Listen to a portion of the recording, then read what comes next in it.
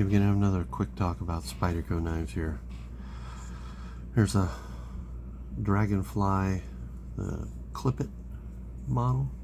Has a little clip on the side that always breaks. One day mine's going to break too. Well, maybe not. This is almost like a safe queen now. I don't really use this too much. Really nice knife. Lockup's good. No blade play, vertical or horizontal. Sharp as I don't know what. I'm not a fan of the fully serrated edge that they do, but I just don't like serrated edges. But I got that one used. So here's a Chinese version of that. A newer version. Chinese version of a newer Spyderco Dragonfly. This has got a little bit of vertical blade play, a little bit of horizontal blade play. It pretty much drops shut.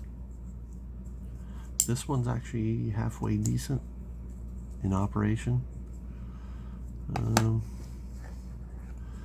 So the brother here it's got a little hitch in its giddy up right here.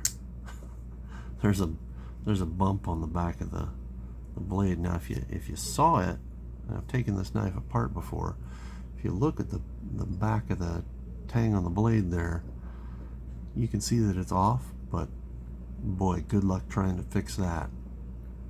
I tried just polishing the back of it up, and it'll slide open a little easier, but you're not getting away from there being a bump there.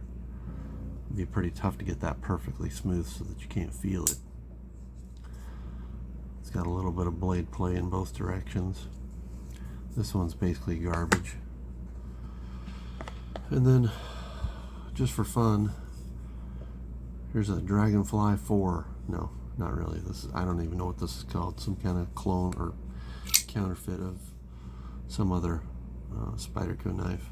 My beef with this one is, if I can show it, attempt to show it on camera here, the blade closes when you hit it against something, spine whack it or whatever.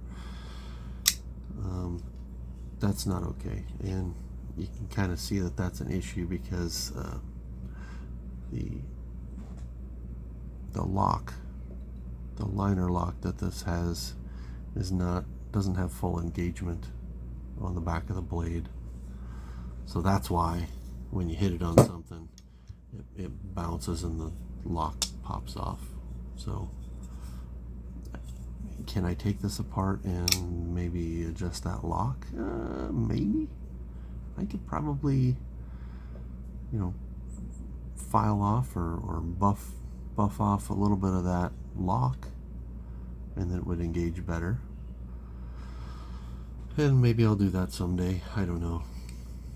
This thing's a tank though. I probably should have never bought it. It weighs a ton. It's not super comfortable with the bumps on the back of it here for me and my delicate hands. But I mean, it's kind of a cool design, I guess. Not really my style, and it's definitely not made well. And what's up with this clip? Big old piece of sheet metal with a bunch of little holes in it. Very strange. I don't know if that's what the real one looks like or not, but that's a funny looking clip.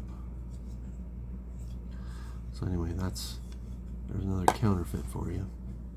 So the only one real on this table is this little guy. And this knife is fantastic.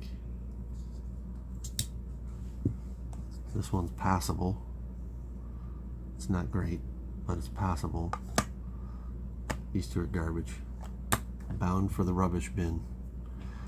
So buyer beware on these Chinese knives. You might think you're getting a deal, but I would say my rate is probably not much better than 50% of them are good.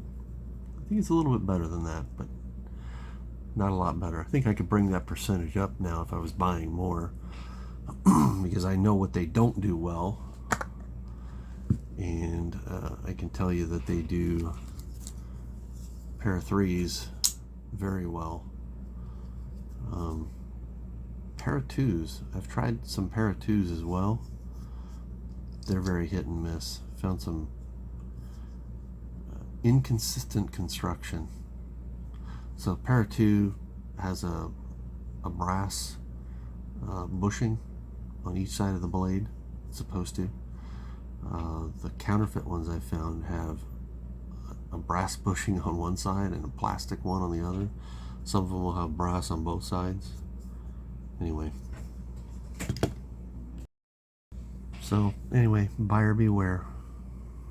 When you're out there buying your cheap Chinese knives thinking you're getting a deal, just be careful. If you can afford the good stuff, you probably should be buying the good stuff. So that's all I got for you for now. Take care. Bye.